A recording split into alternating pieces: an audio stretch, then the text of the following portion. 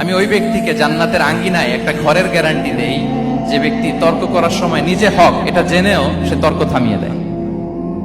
অনেক সময় হয় না, অনেকে পায়ে পাড়া দিয়ে ঝগড়া করতে আসে, এরকম আছে না নাই? আপনি চুপচাপ দেখবেন একটা বাজে কমেন্টস করতেছে, আবার কমেন্টের নিচে কমেন্ট, আবার গালি, হ্যাঁ আছে না এরকম? বিষ্ণু বলেন নিজে হক এটা জানার পরেও আর যাতে তর্ক না বাড়ে, যে তর্ক থামিয়ে দেয় জান্নাতের আঙ্গিনায় তাকে আমি একটা ঘরের গ্যারান্টি দেই। ওয়াবিবাইতিন ফি ওয়াসাতিল জান্নাতি লিমান তারাকাল কাযিবা ওয়া ইন কানা মাযিআন। আর ওই ব্যক্তিকে আমি জান্নাতের মাঝখানে একটা ঘরের গ্যারান্টি দেই যে ব্যক্তি কৌতুক করার সময়ও মিথ্যা পরিহার করে। করতেছে কৌতুক, ফান করতেছে, আর হি ইজ কিডিং, পান করে, কৌতুক করে, কিন্তু কৌতুকের সময় সে মিথ্যা বলে না। এই স্বভাব যাদের, তাদেরকে আমি জান্নাতের মাঝ বরাবর একটা ঘরের গ্যারান্টি দেই।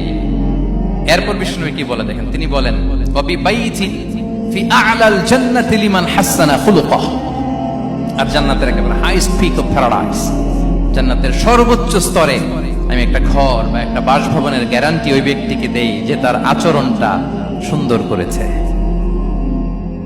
যে সুন্দর আচরণের অধিকারী হয়েছে, তাকে জান্নাতের হাইস্ট পিকে আমি একটা বাসভবনের গ্যারান্টি দেই। তাহলে বলেন তো আমাদের আচরণটা সুন্দর করার দরকার আছে না নাই? এটা খুব ছোটখাটো একটা আমল, তাই না?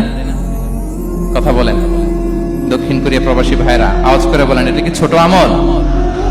দেখলে সালাম দিব, সুন্দরভাবে কথা বলবো, ভালো উইশ করব, হ্যাঁ, হিংসা জিঘাংসা অহংকার থেকে মুক্ত থাকবো, খিটখিটে মেজাজের হব না, অলওয়েজ স্মাইলিং ফেস থাকবে আমার, হৃদ্যতাপূর্ণ আচরণ। এই কাজটা কি ছোট আমল? আওয়াজ করে বলেন, এই আমলটা কি ছোট না বড়?